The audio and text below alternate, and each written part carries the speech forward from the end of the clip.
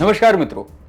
High tension power ગ્રીડનો plant ગુજરાતમાં જ્યાંથી પસાર થઈ રહ્યો છે ત્યાં ટેન્શન વધારી રહ્યો છે।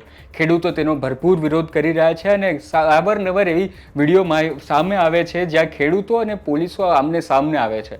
કચ્છથી શરૂ થયેલો આ વિવાદ અત્યારે સુરત પહોંચે છે। સુરત જિલ્લાના મહુવામાં આવેલા સણવલ્લા ગામે ખેડૂત અને પોલીસો આમને સામને આવી ગયા હતા। ગઈકાલની આ ઘટના છે। ગઈકાલે જ્યારે આ ઘટના બની હતી તે ઘર્ષણનો વિડીયો અત્યારે સોશિયલ મીડિયામાં ખૂબ વાયરલ થઈ રહ્યો છે। તો શું કામ અને ગઈકાલે જે ઘટના બની હતી તેનું પાછળનું કારણ શું છે તે જાણીશું આપણે આ વિડીયોમાં। સૌથી પહેલાં એ વાયરલ વિડીયો જોઈએ અને પછી તે ઘર્ષણમાં સામેલ નેતા પાસેથી જાણીએ આખી ઘટના।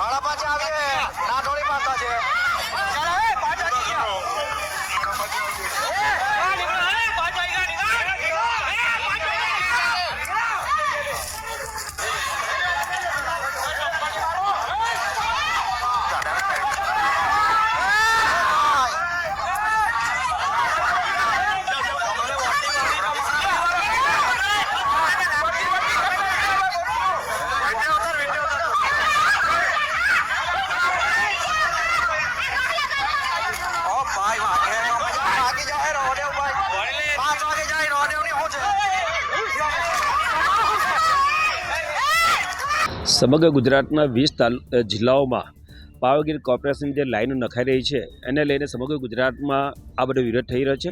એના ભાગરૂપે ગઈકાલે મહુવા તાલુકામાં જે ખેડૂતોની પરવાનગી વિના કલેક્ટર સાહેબે 16 એકની જે નોટિસ આપવાની એ ખેડૂતોને સાંભળવાની આવી।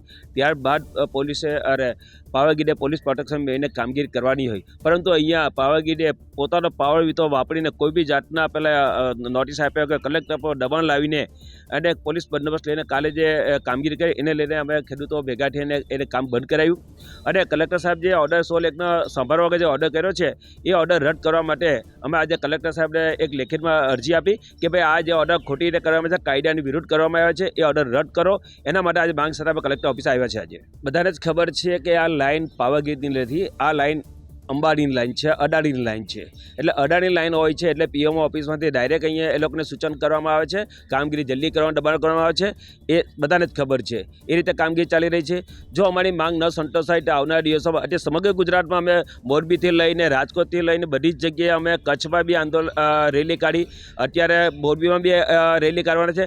આવનાર 12 તારીખે સુરત જિલ્લામાં બી રેલી કાઢીને આના વિરોધ પ્રદર્શન અમે કરનાર છે।